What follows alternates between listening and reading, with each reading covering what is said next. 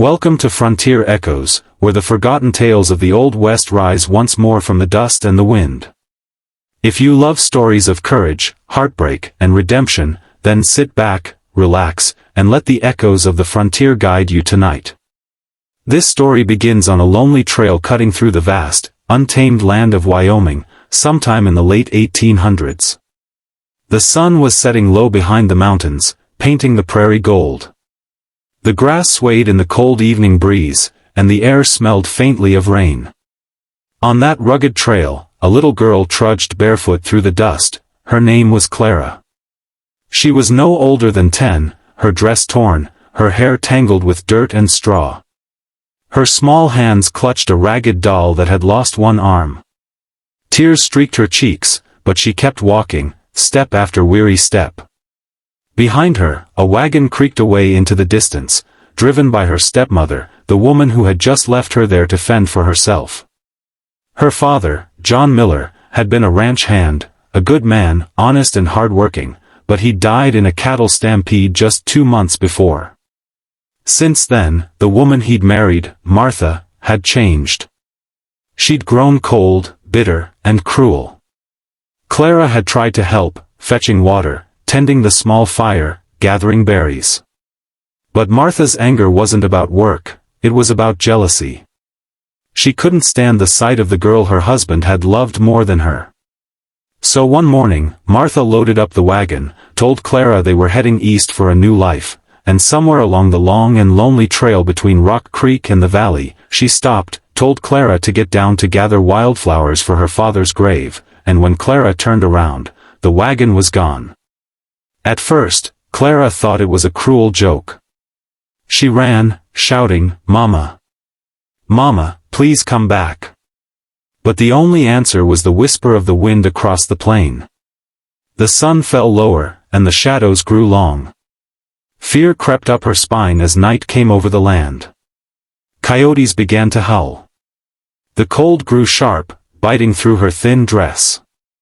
She hugged her doll close, whispering, "Papa said never to be scared, he said God watches even the sparrows." But she couldn't stop crying. By midnight, Clara was huddled under a dry bush, shivering, when thunder rolled across the mountains.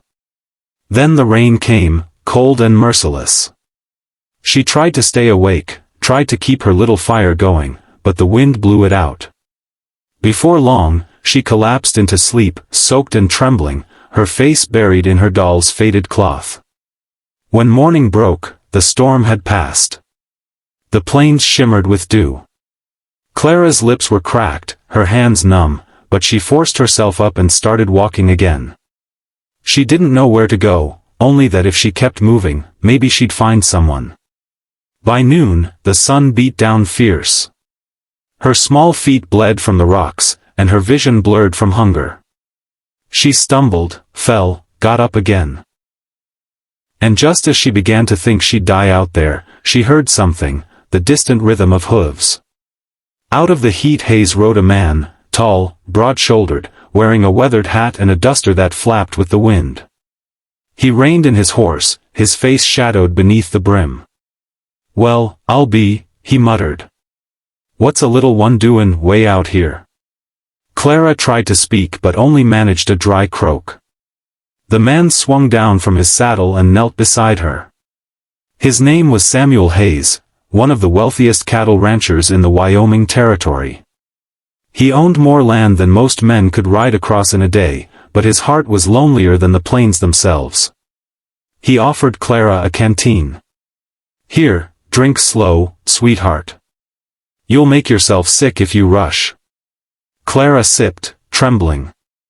Her eyes, blue and frightened, looked up at him. "My stepmother, she left me." Hayes frowned. "Left you? Out here? Alone?" She nodded. "Said she'd come back. But she didn't." He clenched his jaw, his weathered hands tightening around the canteen. "No one deserves that, least of all a child." He wrapped her in his coat, lifted her onto his horse, and rode hard back toward his ranch, a sprawling estate known as the Silver Ridge. The ranch hands looked up in surprise as their boss came galloping through the gate with a small, pale girl clinging to him. "Fetch Miss Abigail," he called to one of the workers. "And bring warm soup."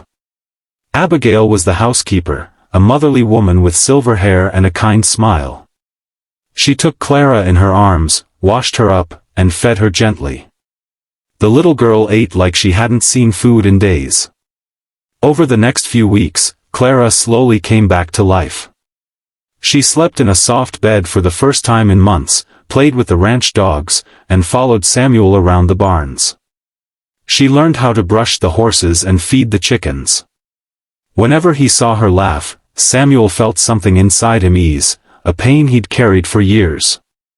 Because once, long ago, he'd had a daughter too. Her name had been Lily. She died with her mother during a fever outbreak 5 years before. Since then, Samuel had lived only for his work, shutting himself away from the world. But Clara's presence brought warmth back to his cold house. One evening, as the sun dipped low and painted the land red, Clara sat on the porch steps, humming softly to her doll. Samuel walked up and asked, "That song, your mama teach you that?" She looked down. "My real mama did. She died when I was little. Papa used to sing it too." Samuel nodded slowly. "You miss them both, don't you?" "Yes," she whispered. "But Papa said good folks meet again in heaven. I think he's waiting." Samuel's eyes stung. He reached into his pocket and pulled out a small silver locket. "My Lily used to wear this. I think she'd like you to have it." Clara hesitated. "Are you sure?" He smiled softly. "I'm sure." She opened it, and inside was a tiny photograph of a smiling girl, maybe a little older than her. Clara pressed it to her heart. "Thank you, Mr. Hayes." "Call me Sam," he said gently. From that day on, the bond between them deepened. Clara began calling him Pa without even thinking, and he never corrected her. One morning, Samuel rode into town with Clara in tow, determined to find her stepmother, to demand answers. When they reached Rock Creek, people stared at them curiously. The sheriff, a stout man with a gray mustache, greeted him. "Mornin', Hayes. What brings you to town?" Samuel replied, looking for a woman, name of Martha Miller. "Left a child out on the trail a week back." The sheriff's face darkened. "We found a wagon overturned near the ridge 3 days ago. Storm must have hit her hard. Woman didn't make it." Clara gasped, her hand clutching Samuel's sleeve. He put a comforting arm around her shoulders. Though Martha had been cruel, the news still hit her like a cold wind. The sheriff continued, "We buried her proper. Guess the good Lord had his own justice." Samuel nodded grimly. "Then it's settled. This girl's got no kin left. I'll see to her." "Hayes," the sheriff said with a faint smile, "I reckon you already have." Back at Silver Ridge, life took on a new rhythm. Clara became the heart of the ranch, laughing with the hands, helping Abigail in the kitchen, learning to ride her own pony. Samuel taught her how to lasso and spot a storm rolling in. Years passed like river water, steady, unstoppable. Clara grew into a strong young woman, graceful and kind, beloved by everyone in the valley. Samuel grew older, his hair turning white, but his eyes shone brighter than ever when he looked at her. One summer evening, Clara came running into the house, excitement in her eyes. "Pa! You have to see this." He followed her outside, where she pointed toward the hill. The horses had foaled, and a new colt was standing, wobbly but proud. Samuel chuckled. "Another life born on this land. Ain't it something, Clara?" She nodded, smiling. "It's beautiful, Pa. Just like you said, the world always gives something back if you care for it." He looked at her, pride swelling in his chest. "You've grown into a fine woman, Clara. I reckon your papa'd be proud." Tears welled in her eyes. "You're my papa now." He reached out, his rough hand brushing her cheek. "Best thing that ever happened to me, sweetheart." As time went on, Clara stayed by his side, helping run the ranch. Word spread far and wide about the orphan girl who'd become the heiress of Silver Ridge, not by blood, but by love. And even as the years rolled into decades, folks in the nearby towns never forgot the story, how a wealthy cowboy with a broken heart found redemption in a lost child's eyes, and how that child, left to die on a lonely trail, found the father she'd been praying for. One winter, when the snow lay thick on the ground and the sky glowed pale gray, Samuel took ill. The doctor came and went, shaking his head softly. Clara stayed with him day and night, holding his hand. On his last morning, sunlight spilled across the room. Samuel smiled faintly. "Don't cry, sweetheart. I've had a full life, thanks to you." Clara whispered, "You saved me." He chuckled weakly. "No, you saved me first." And with that, Samuel Hayes, the wealthiest cowboy of the Wyoming plains, breathed his last, his hand still wrapped around hers. Years later, people traveling through the valley would stop by Silver Ridge, where they'd see a woman in a wide hat tending flowers near a simple headstone that read, "Samuel Hayes, a father not by birth, but by heart." Beside it, another stone would later bear her name, Clara Hayes, his beloved daughter.